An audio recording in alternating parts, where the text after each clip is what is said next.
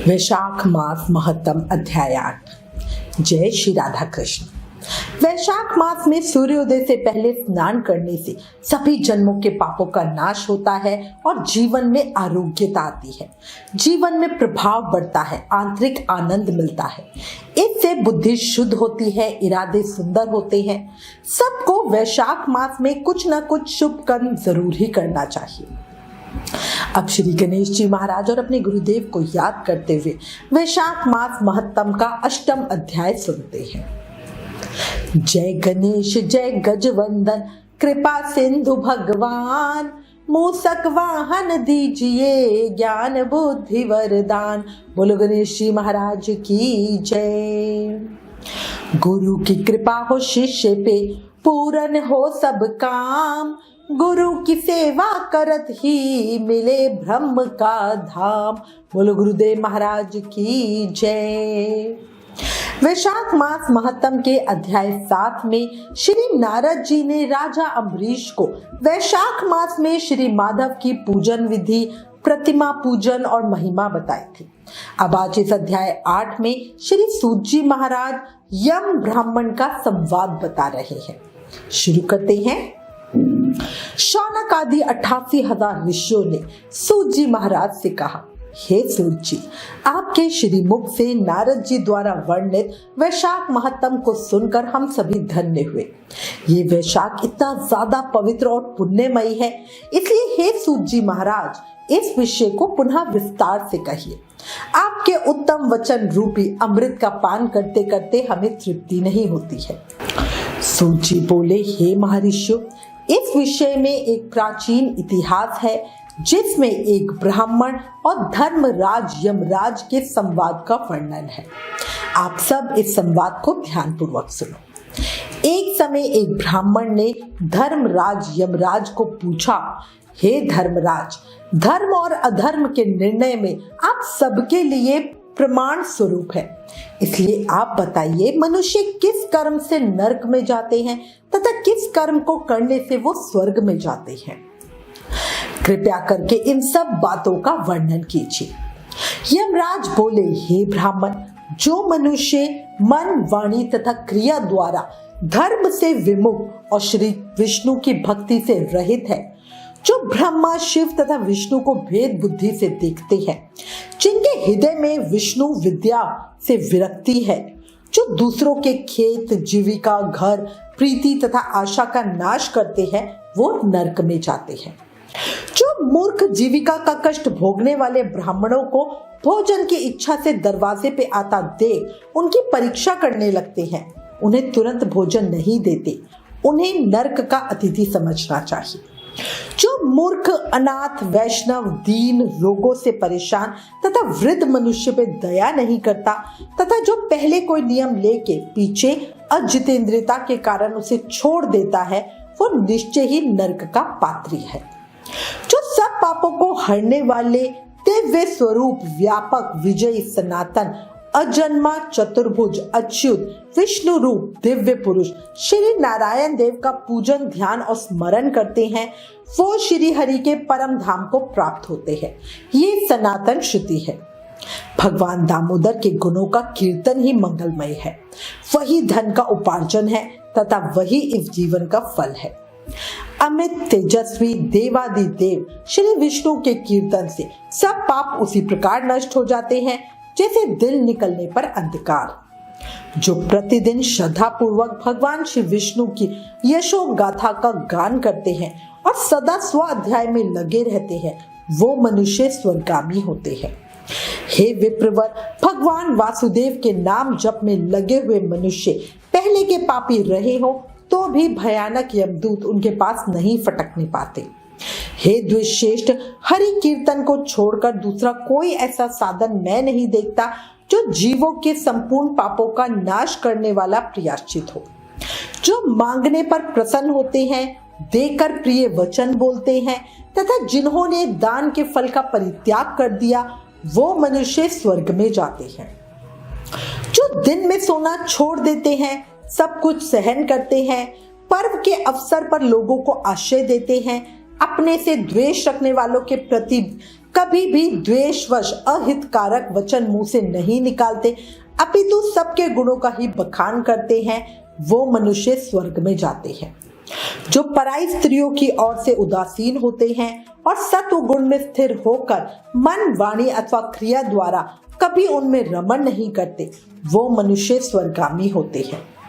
किसी भी कुल में उत्पन्न होकर जो दयालु, यशस्वी, उपकारी और सदाचारी होते हैं, वो मनुष्य स्वर्ग में जाते हैं। जो व्रत को क्रोध से, लक्ष्मी को ईर्ष्या से, विद्या को मान और अपमान से, आत्मा को प्रमाद से, बुद्धि को लोभ से, मन को काम से तथा धर्म को कुसंग से बचाए रखते हैं, वे मनुष्य स्वर्गामी होते हैं। हे विप्र, जो शुक्ल और कृष्ण दोनों पक्ष की एकादशी का विधि पूर्वक उपवास करते हैं, वो मनुष्य स्वर्ग को जाते हैं। समस्त बालकों का पालन करने के लिए जैसे माता बनाई गई है तथा रोगियों की रक्षा के लिए जैसे औषधि की रचना हुई है, उसी प्रकार संपूर्ण लोकों की रक्षा के निमित्त एकादशी तिथि का निर्माण हुआ है। एकादशी के व्रत के समान पाप से रक्षा करने वाला दूसरा कोई साधन नहीं है। इसलिए एकादशी को विधि पूर्वक उपवास करने से मनुष्य स्वर्गलोक में जाते हैं। अखिल विश्व के नायक भगवान श्री नारायण में जिनकी भक्ति है, वो सत्य से हीन और रजोगुण से युक्त होने पर भी अनंत पुण्यशाली हैं तथा अंत में वे वैकुंठ धाम में पधारते हैं।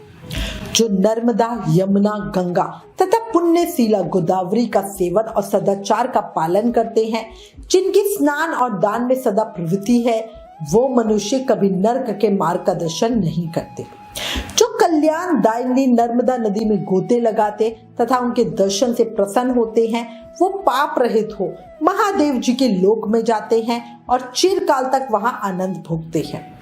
जो मनुष्य चंबल नदी में स्नान करके शौच, संतोष आदि नियमों का पालन करते हुए उसके तट पर विशेषतः व्यास आश्रम में 3 रात निवास करते हैं, वो स्वर्ग लोक के अधिकारी माने गए हैं।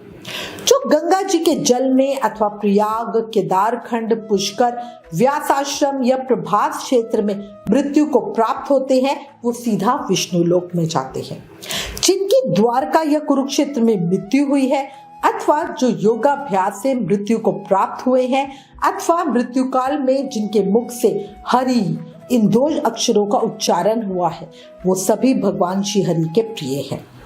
हे विप्र, जो द्वारकापुरी में 3 रात भी ठहर जाता है, वो अपनी 11 इंद्रियों द्वारा किए हुए सारे पापों को नष्ट करके स्वर्ग में जाता है। ऐसी वहां की मर्यादा है।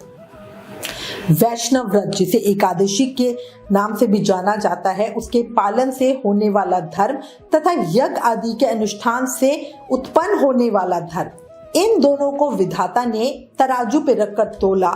उस समय इनमें से पहले का ही पलड़ा भारी था, मतलब एकादशी व्रत का। हे ब्राह्मण, जो एकादशी का सेवन करते हैं, जो अयुचित अयुचित कहकर भगवान नाम का कीर्तन करते हैं, उन पर मेरा शासन नहीं चलता। मैं तो स्वयं ही उनसे बहुत डरता हूँ। जो मनुष्य प्रत्येक मास में 1 दिन अमावस्या को श्राद्ध के नियमों का पालन करते हैं और ऐसा करने के कारण जिनके पितर सदा तृप्त रहते हैं, वो धन्य हैं, वो स्वर्गगामी होते हैं। भोजन तैयार होने पर जो आदर पूर्वक उसे दूसरों को परोसते हैं और भोजन देते समय जिनके चेहरे के रंग में परिवर्तन नहीं होता, वो स्वर्गलोक में जाते हैं। जो मृत्युलोक के भीतर भगवान श्री नर नारायण के आवास स्थान बद्रिक आश्रम और नंदा मतलब सरस्वती के तट पर 3 रात निवास करते हैं, वो धन्य हैं और विष्णु जी के प्रिय हैं।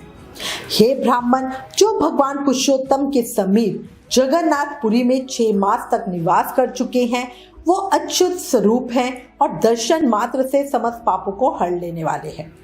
जो अनेक जन्मों में उपार्जित पुण्य के प्रभाव से काशीपुर में जाकर मणिकर्णिका के जल में गोते लगाते हैं और श्री विश्वनाथ जी के चरणों में मस्तक झुकाते हैं, वो भी इस लोक में आने पर मेरे वंदनीय होते हैं। जो श्री हरि की पूजा करके पृथ्वी पर कुशा और तिल बिछाकर चारों ओर तिल बिखेरते हैं और लोहा तथा दूध देने वाली गौ का दान करके विधि पूर्वक मृत्यु को प्राप्त होते हैं, वो मनुष्य स्वर्ग में जाते हैं। जो पुत्रों को उत्पन्न करके उन्हें पिता पितामह के पद पर बिठाकर ममता और अहंकार से रहित होकर मरते हैं, वो स्वर्गलोक के अधिकारी होते हैं। जो चोरी डकैती से दूर रहकर सदा अपने ही धन से संतुष्ट रहते हैं अथवा अपने भाग्य पर ही निर्भर रहकर जीविका चलाते हैं, वो मनुष्य स्वर्गगामी होते हैं। जो स्वागत करते हुए शुद्ध पीड़ा रहित मधुर तथा पाप रहित वाणी का उपयोग करते हैं, वो लोग स्वर्ग में जाते हैं। जो दान धर्म में प्रवृत्त तथा धर्म मनुष्य के अनुयायी पुरुषों का उत्साह बढ़ाते हैं, वो चिरकाल तक स्वर्ग में आनंद भोगते हैं। जो हेमंत ऋतु मतलब शीतकाल में सूखी लकड़ी, गर्मी में शीतल जल तथा वर्षा में आश्रय प्रदान करता है, वो स्वर्गलोक में सम्मानित होता है। जो नृत्य, नैमित्तिक आदि समस्त पुण्य कालों में भक्ति पूर्वक श्राद्ध करता है, वो निश्चय ही देवलोक का भागी होता है। दरिद्रता का दान, सामर्थशाली की क्षमा, नौजवानों की तपस्या, ज्ञानियों का मौन, सुख भोगने के योग्य पुरुषों की सुखेच्छा, निवृत्ति तथा संपूर्ण प्राणियों पर दया, ये संपूर्ण सद्गुण स्वर्ग में ले जाते हैं। ध्यान युक्त तप भव सागर से ताड़ने वाला है और पाप को पतन का कारण बताया गया है। ये बिल्कुल सत्य है, इसमें संदेह की कोई गुजारिश नहीं है। ब्राह्मण स्वर्ग की राह पे ले जाने वाले समस्त साधनों का मैंने यहाँ संक्षेप वर्णन किया। अब तुम क्या और सुनना चाहते हो, मुझे बताओ। वैशाख मास महत्तम अध्याय 8 संपूर्ण। इस अध्याय में धर्मराज यमराज ने स्वयं बताया है कि विभिन्न तीर्थों का महत्व और उनका पुण्य। एकादशी व्रत का पुण्य, क्या कार्य करने चाहिए जिससे स्वर्ग मिले, किन कार्यों को करने से यम यातनाएं भोगनी पड़ती हैं, इन बातों को ध्यान रखते हुए जीवन में भक्ति करें। कल वैशाख मास महत्तम के अध्याय 9 में आगे की कथा सुनेंगे। देखो, क्षण भंगुर जीवन है पतले, कर ले प्रभु का ध्यान रे, ना जाने कब देह का पंछी कर जाए प्रस्थान रे। इस लाइन को मन में बसा लो, जीवन में उतार लो। जिंदगी का कोई भरोसा नहीं है, इसलिए अभी भी समय है। ज्यादा से ज्यादा नाम जाप करके जन्म मृत्यु के चक्र से मुक्ति पालो। कलयुग केवल नाम आधारा, सिर्फ नाम जाप करके भक्ति, शक्ति, प्रेम, मुक्ति सब पाया जा सकता है। अपनी हर सांस के साथ प्रेम, मन और भाव से जाप करो। हरे कृष्ण कृष्ण कृष्ण हरे हरे, हरे Ram Ram Ram Hare Hare. Please in videos को ज्यादा से ज्यादा शेयर करके वैशाख मास का प्रभाव सबको बताओ। अपने शास्त्रों का ज्यादा से ज्यादा प्रचार करो, ये भी एक सेवा है। Please like, share and subscribe. Thank you. जय श्री राधा कृष्ण।